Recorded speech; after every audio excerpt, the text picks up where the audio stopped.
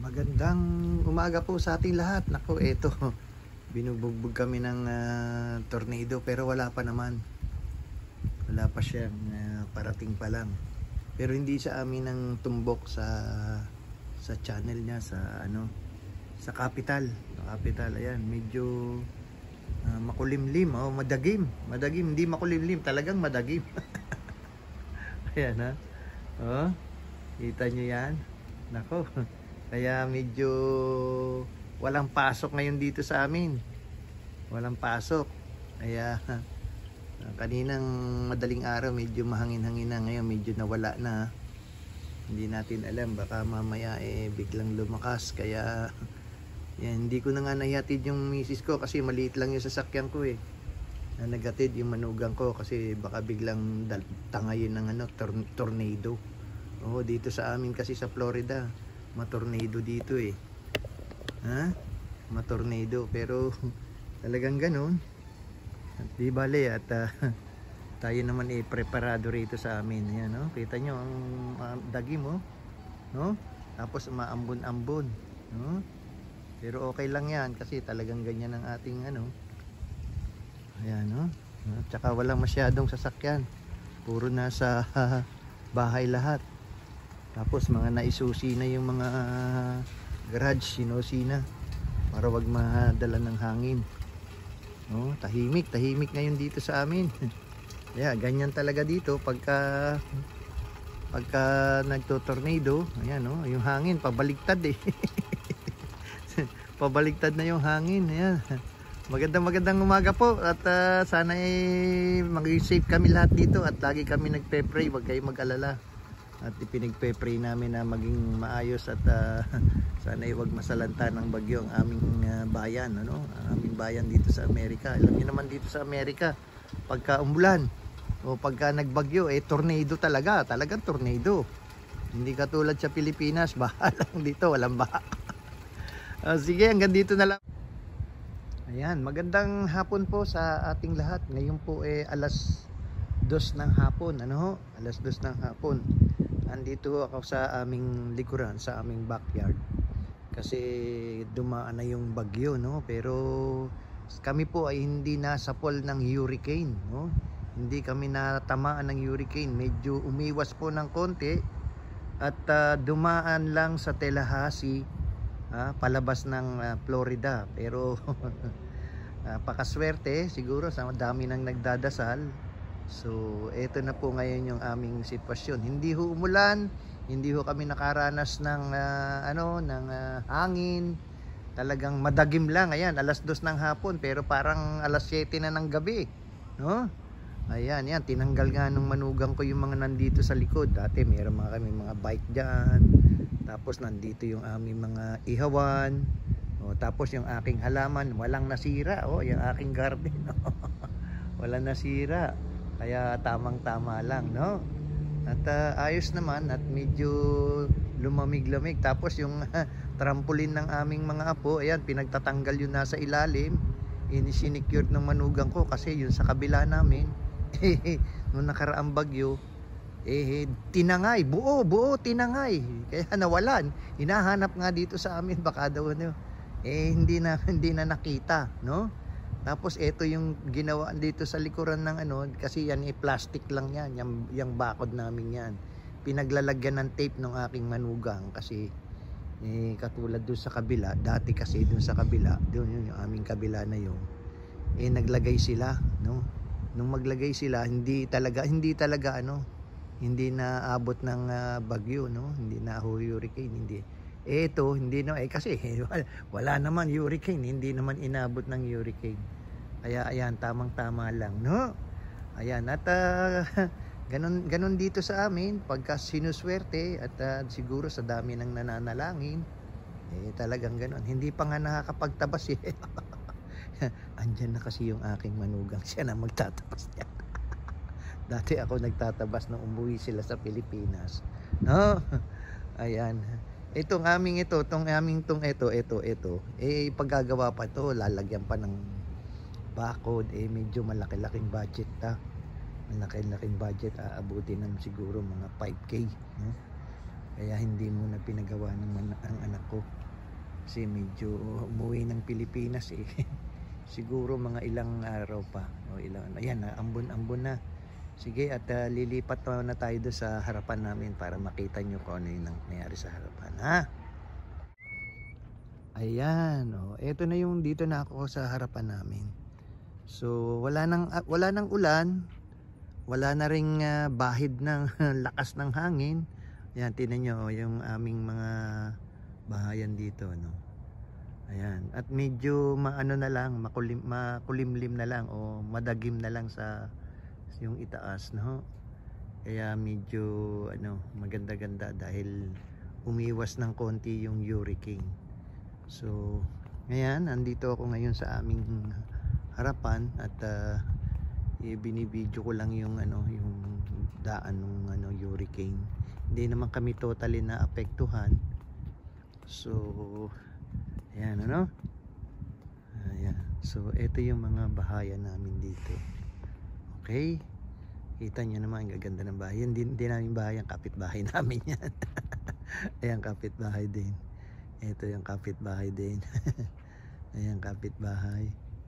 Ayan. Sabi kanina nung isang vlogger din, bakit daw walang fence sa harapan, wala daw bakod. Ganun ho talaga dito sa Amerika, ang may bakod lang yung likod bahay, yan katulad niyan, likod bahay namin. Ayan po, no. Ayan, yung may tanim ako na papaya, nakita niyo yung papaya. Ayan, tanim ko yan, Meron akong 3 papaya at medyo magaganda na yung Mamaya papakita ko sa inyo doon sa looban para makita niyo naman. So, ayan. Ganito po yung aming mga subdivision dito, no? So, ayan, ang ganda ng dito, tahimik lang. Pagkagabi wala kang makitang standby. Ang mga standby dito, yung pag nagpunta ka ng mall, ayan, walang mga kwentuhan dito na magkakaroon lang ng kwentuhan pagka pumunta ka sa mga bahay-bahay mismo, sa mga bahay-bahay ng mga kababayan natin. Ayun, doon lang kami. Katulad namin, every Friday, meron kaming CFC household, yun, doon kami nagkakakwentuhan ng mga kapwa Pilipino, no? So, yan, ganito lang ang buhay namin dito sa Florida, dito sa Amerika. Ayan yung bahay. Ito ho yung bahay namin. Ayan, ayan. Yun yung coaching blue. Yun yung kotse ko. Yun yung ginagamit ko dito ng service. Pag ako nagda-dialysis, ayan naman kotse ng manugang ko yan. Yung isang kotse na nasa loob, yung kotse ng anak ko pag napasok siya sa trabaho. Pero hindi naman masyado nag-drive yung anak ko kasi tinatamad maglakad. Malayo kasi yung parking dun sa ospital. Kaya ang ginagawa niya siya yung siya yung pasahero ko pagka sinusundo ko. Pagka naman yung wala ako, yung ang manugang ko ang sumusundo, no? Ayan, ganito yung aming subdivision dito. Ayan, makikita nyo, tamang-tama lang para sa isang ang lalaki ng bahay dito. Yan, 2 lang nakatira dyan o 1 lang nakatira dyan. Si Josue kung tawagin namin, Puerto Ricans. 1 lang siya, laki ng bahay niya, no? 4 ang kwarto, 1 lang siya. Pagka pumapasyal yung girlfriend, ayan, nandyan siya. Pagkatapos yung kapatid niya napasyal din dyan, napaka-sobrang taba naman. Grabe, heavyweight. Ayan, no? Tapos eto nga pala dito, no? Yung mga sulat namin, dito lang hinihuhulog. Ayan. Ayan, pakita ko rin po sa inyo para meron kayong idea paano kami nakakatanggap. Yun, darating dito yung postman, tapos may number dito. Yan, may mga number yan. Ito po yung sa amin. Yan, ito po yung sa amin. Wala akong dalang susi Bubuksan yan, makikita mo siya nasa loob. Meron diyang main master key na tinatawag. Yung main master key, mabubuksan niya lahat yan. Ngayon, pag malaki yung package, meron dito 2 sa baba. Ayan. Kukuhanin yung susi, ilalagay dun sa loob ng iyong package, sa iyong mailbox. Pag binuksan mo, makikita mo yung susi, tsaka kukuhanin mo yung susi, bubuksan mo. Iiwan mo na yung susi dyan, no? Yan, iiwan mo na yung susi dyan, katulad niya, no? Ha? Walang laman. Yan. Pagka mayroon laman yan, tatanggalin yung susi ilalagay kung sino yung may padala. Dalawa yung malaking box na yan. Oh, ganun lang. Yan po yung aming ano, yan. Kaya yung mga nandito sa street nito, magkabila, tsaka dyan, yan, dito po nakakatanggap ng sulat. Hindi na ho napunta sa loob ng bahay, sa bahay. Hindi na napunta sa bahay. Diyan na lang hinuhulog. May mga number yan. Kaya ang alam ko dyan, number 5 yun sa amin. Okay? So, ayan po yung gate namin. Yan, malapit lang kami sa gate. Kaya, nakikita nyo po, no? Heatherbrook Drive. Ayan. Yan, Heatherbrook Drive yung aming street, no? Yan, makikita nyo. Yan, no? Ilan lang yung lumalabas kasi wala mga pasok, hindi busy. Pagka busy, pagka may mga office work, tsaka may mga mga pasok yung mga bata, ayan. At busy na yung karsada na yan. Automatic yan, yung ano na yan. Minsan pinapatay nila yung automatic, yung gate na yan. Kusang nagsasara yan, kukuha lang, merong code ka doon, may sarili kang code. Bawat bahay, binibigyan ng code yan. Pag pumasok ka, galing ka sa labas, pag pumasok ka, dadaan ka muna dun sa pinaka master post. Pipindutin mo yung code, makakapasok ka, automatic yung magbubukas, no? So ayan po yung aming aming subdivision at ipinakita ko lang po sa inyo dahil ayan parang umaaraw na, no? Ayun, umaaraw na. Andiyan na yung papakita na yung haring araw, ha? Yan, ganito po kami dito sa amin, ha? Makikita niyo po yung aming subdivision ay napakatahimik at saka malalaki yung malalaki yung area, no?